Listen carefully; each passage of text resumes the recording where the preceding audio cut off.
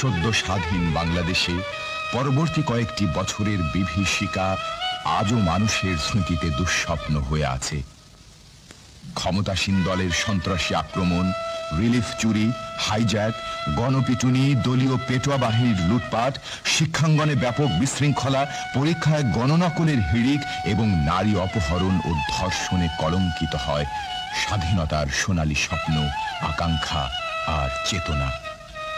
যুদ্ধ বিধ্বস্ত দেশের পুনর্গঠনের জন্য প্রাপ্ত বিদেশি সাহায্য বন্টনে তৎকালীন সরকারের ব্যাপক অনিয়ম, অব্যবস্থা ও দুর্নীতি বাংলাদেশকে বিশ্ব সমাজের কাছে তলাবিহীন ঝুড়ি হিসেবে পরিচিত করিয়েছিল।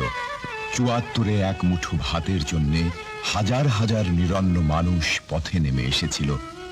অনাহার আর অপুষ্টিতে প্রাণ হারিয়েছিল কয়েক লক্ষ কঙ্কালসার নারী পুরুষ। ইতিহাসে সেই দুর্ভিক্ষ আজও এক কলঙ্কের চিহ্ন হয়ে রয়েছে। দুর্ভিক্ষের পাশাপাশি তখন অস্বাভাবিকভাবে হত্যা, লুণ্ঠন আর সন্ত্রাস বৃদ্ধি পেয়েছিল। দেশে গুপ্ত হত্যা সংঘটিত হয়েছিল প্রায় ৫,০০০।